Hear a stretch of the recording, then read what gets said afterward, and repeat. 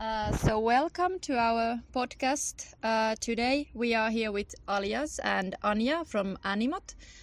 Could you introduce yourselves and your organization? Yeah, thank you. So my name is Anja. I'm a writer and I'm co-editor at Animot. It's an online platform for critical animal studies. And it takes kind of a intersectional approach, so we kind of touch other teams too.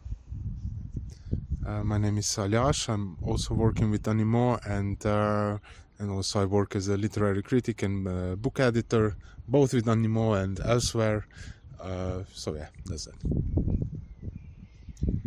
Okay, and why did you create Animot, and what it means to bring critical animal studies into animal rights politics?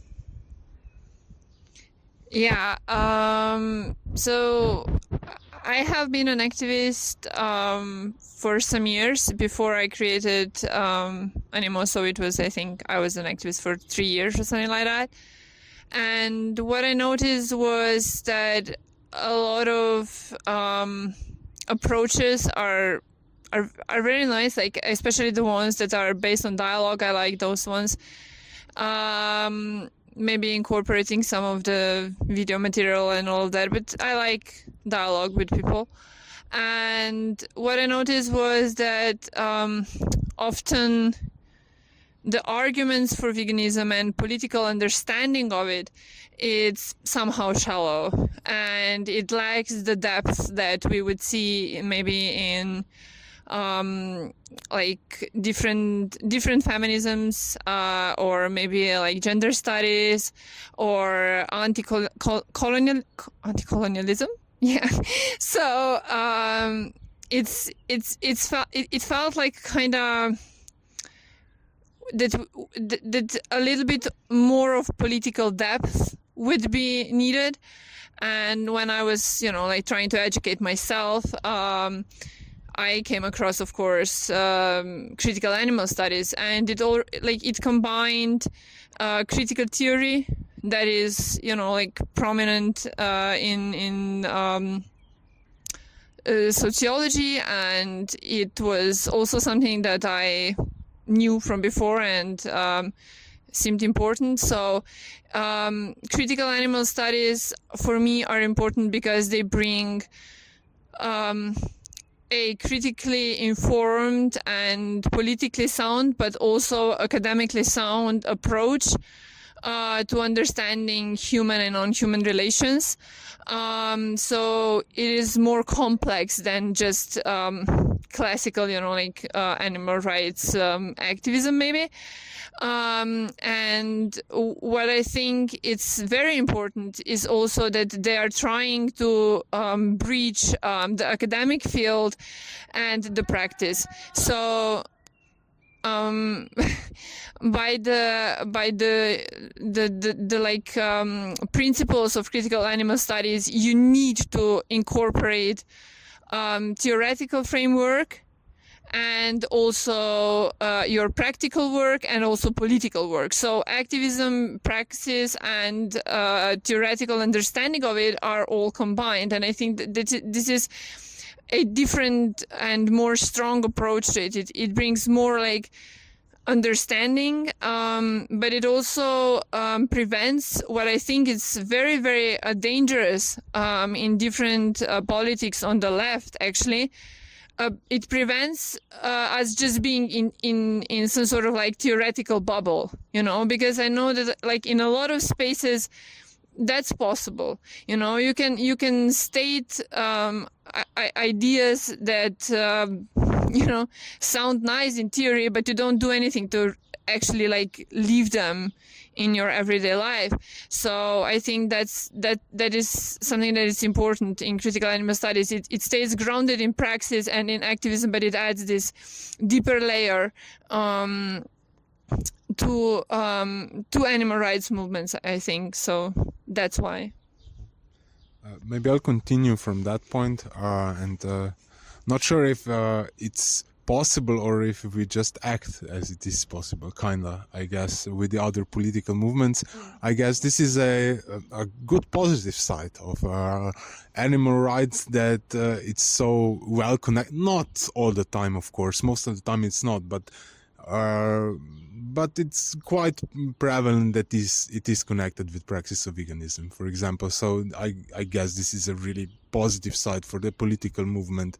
As of now, I don't know if this will stay that way, and maybe in 10 years we won't talk about it in that way. I hope we will, but I'm not sure.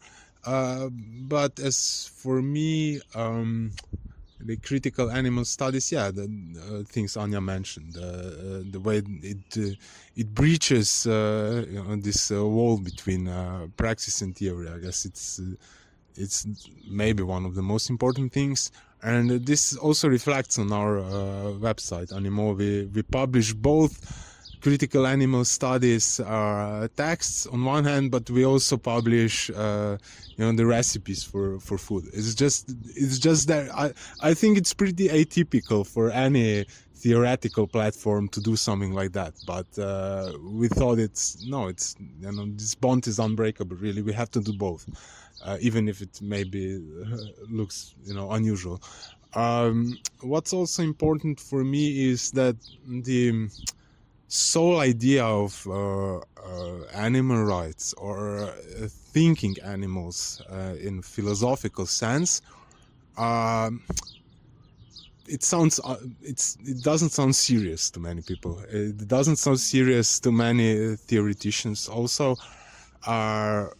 But what we see with when we incorporate critical animal studies is that, for example, more or less all philosophers at some point in their work did actually address animals and even animal rights in some sense, it's very strange that we don't really talk about that. We also see with critical animal studies, I guess this is important, Anja already mentioned this a bit, we see that feminism is intertwined with it. We see that queer studies can be intertwined with it, anti-colonialism, Marxism, and so on and so on. I mean, all those theoretical and practical fieldworks, they have their place in critical animal studies, and they have or they need to have some sort of link with non-human animals also. And I think that really critical animal studies really prove that, and in that way they enrich other theoretical schools and so on and so on. So I guess that may be something that I would like also point out here. What do you see that are the animal rights or animal mind or animal consciousness, is it still controversial to speak about these topics in academic spaces or public spaces? And if it's controversial still, why is it? What I kind of noticed in the past few years is that I think that the topic kind of got less interesting and less kind of for a time being it was very popular to talk about it, and now I think it's a little bit less so. But what I feel is those topics are not taken seriously.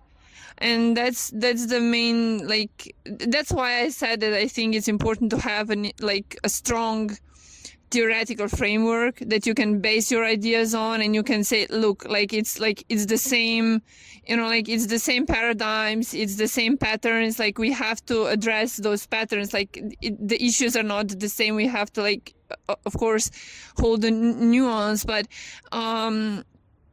it is important that we have a serious framework, because a lot of the times I think that when we speak about animal consciousness, as you said,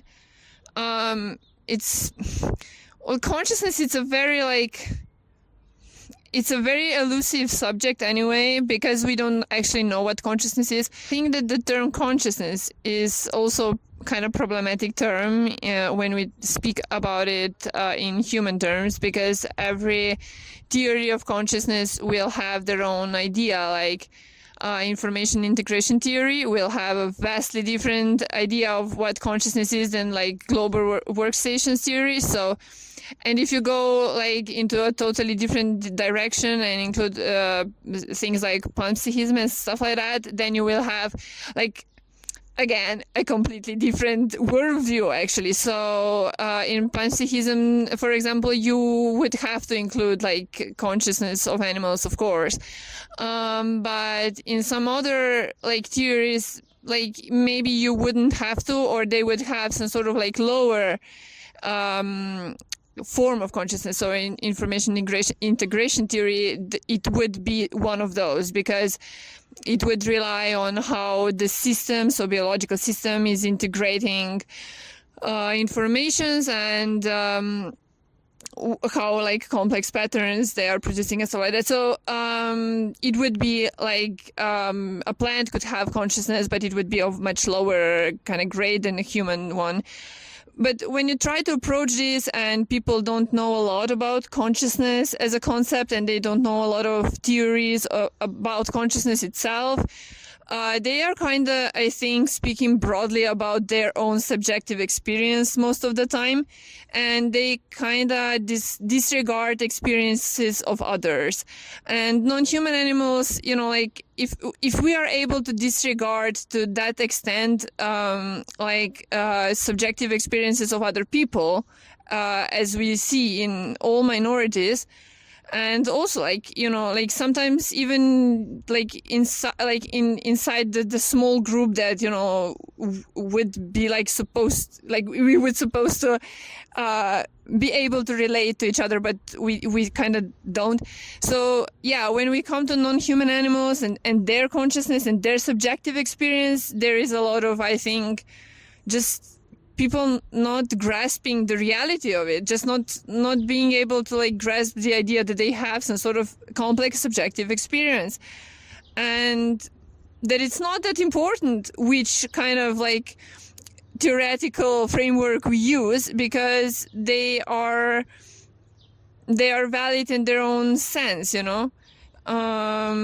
And so yeah, I think that there's a lot of issues there of people kind of having problems with imagining it actually. So animal rights then feels alien probably for a lot of people, because if you don't understand others as subjects with their like internal states and complex life, why would they have rights anyway, you know? So you have to understand, or like, you know, connect to the idea of them having consciousness and subjective experiences before you can consider rights.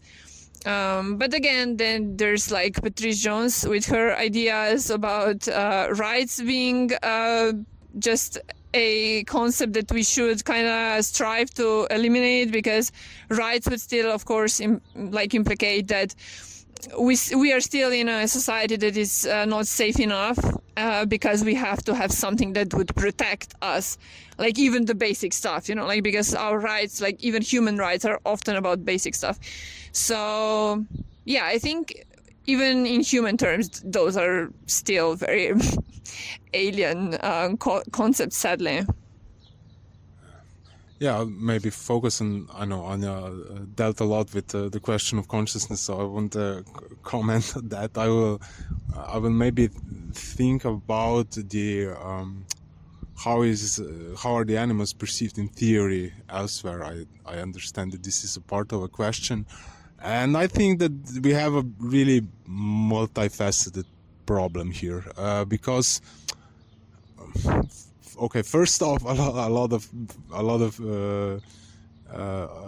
people in theory don't really know what to do with it, I guess. Also, when we have, for example, conferences that supposed to deal with animals, sometimes you get presentations that don't have anything to do with it, and this is this can happen quite often. I don't think it happens with a lot of other fields. Then the next problem is that this problem gets appropriated. This is why critical animal studies emerged as opposed to animal studies as such, because animal studies sometimes just deal with, there's a cow, I will tell something about the cow, and that's that, right? So nothing, it just completely ignores the animal as a subject or something like that. Then we maybe do incorporate veganism, but then also veganism can get appropriated, right? We're now sitting in front of a building, a huge cultural center that replaced the old squatted building where there was vegan food, and now we have a vegan restaurant in here under the capitalist rules, so to speak. So this is what can happen in practice in your vicinity, so to speak. So yeah, I think that this is a process that I guess and there are a lot of stops to theory regarding animals, and they can all get appropriated, they can all get ignored. So I guess this is mostly the issue we have in theory.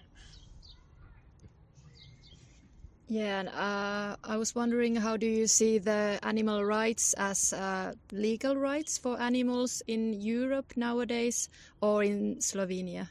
How do we treat legally animals? Yeah, like we are still slaughtering them. So I don't know what else to say. I mean, I know what else to say, but for me, it's that's a question really about animal welfare opposed to animal rights. So from the standpoint of animal welfare, we are doing very poorly. Very poorly. It's it seems it's getting kind of better. We have those ideas no cages or something, campaigns like that, but really the industry is getting bigger and bigger. We are killing more and more animals. They are in worse and worse conditions. So I don't know. I don't like the animal welfare in Europe.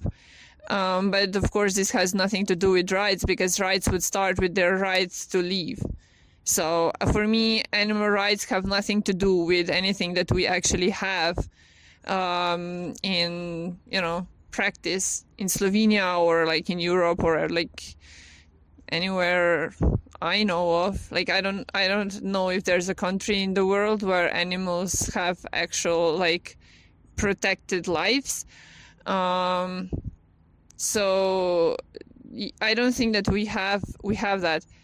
At least not in a sense of that we could speak about animals as non-human animals and just group them together, which is also a very problematic thing, I think. But yeah, for cats and dogs, maybe that's something that where we are seeing some progress, because they are there are some policies that are okay, they are not supposed to be killed anymore in shelters. So, but shelters are not getting more money, so it's not it's something that's resolved on the paper, but shelters are at least in Slovenia overflowing with especially cats, because we have such big populations of them, and they are still dying often from common illnesses that are viruses that are spreading amongst them when they do come into shelters. So I don't know, I think that my approach to it is the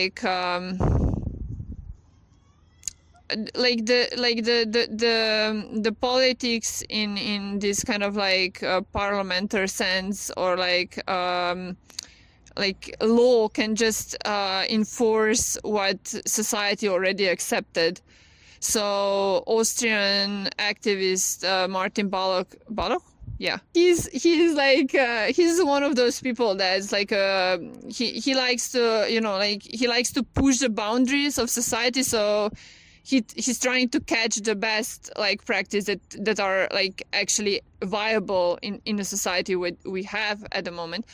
But I think that we really need like societal changes, like political changes on global scale to shift to a point where animal rights would actually come into question. Yeah. Yeah, I think we like to think we do good, but we really don't.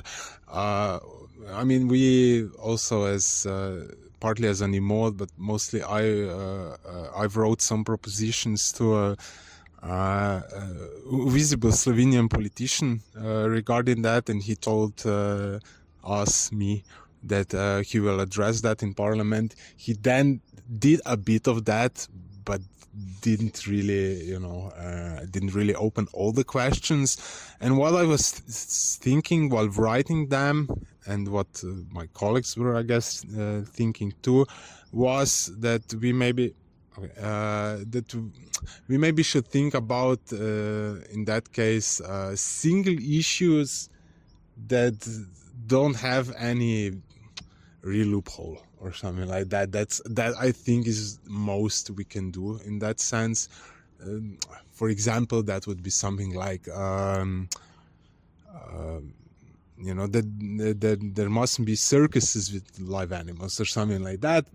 There's no really any work around that, I guess. So you actually do something good for a few animals. So this is something that I can, that's something I think can be good. But a lot of other issues, I mean, like the cages for chickens or something like that. You know, when we compare different types of animal farming, we can see that there are no real differences to those animals there, right? So we're just talking about something that we maybe see as good, but we don't think about them really. The same with what Anja mentioned about cats and dogs.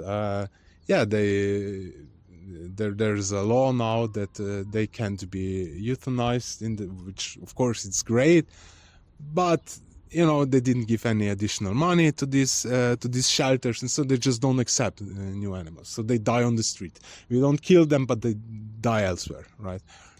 We do kill them as a society, in fact, right? But then we just see ourselves as better persons because we didn't kill them there, right? So I guess there's a lot of that, right?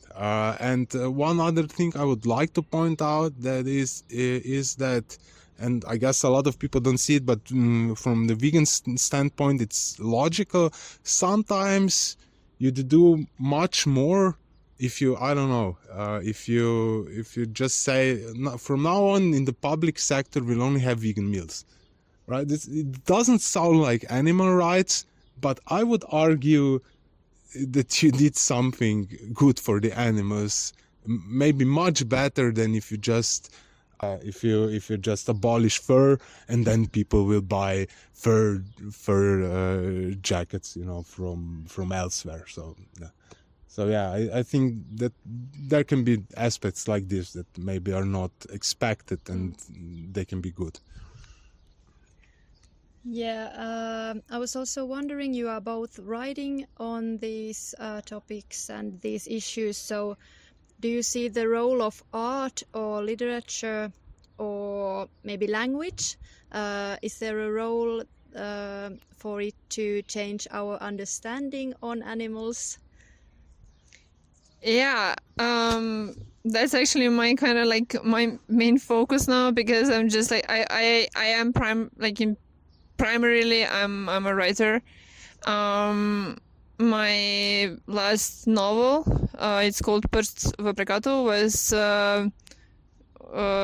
was just nominated for 10 best novels in the last year, so it's still in the process. But yeah, like it was nominated, and it means a lot to me because it is about animal rights activism, and basically like the whole story is about how to incorporate activism and like what it means to do an effective political action.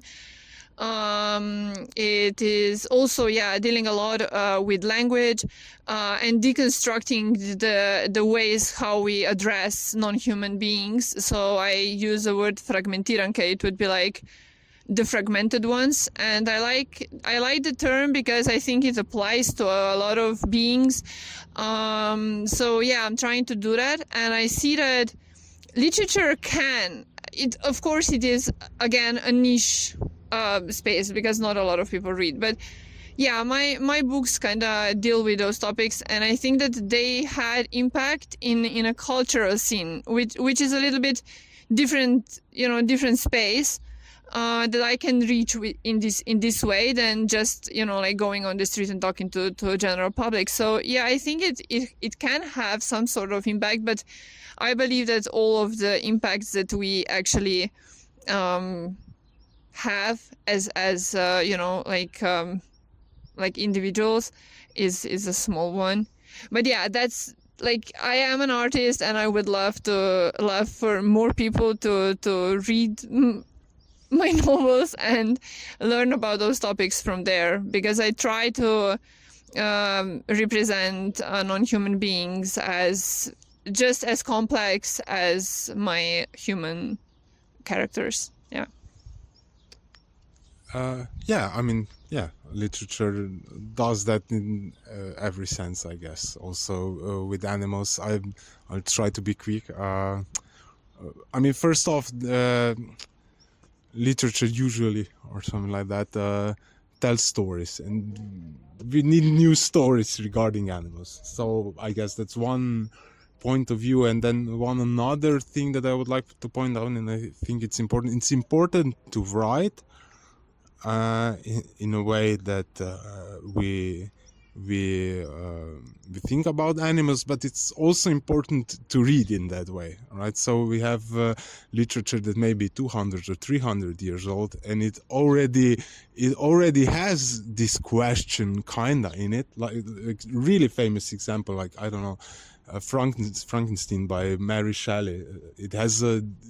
There's a vegan standpoint that it's quite popular in the vegan community with it. Or I don't know, Louise Alcott, who wrote Little Women, she was vegan, I think. And there are also there are traces of this in her works, but nobody really talks about it that way. No, I just mentioned, most famous examples for that a lot of people know. We have a lot of this, so yeah, I guess it's important to write in that way, but also to read in that way.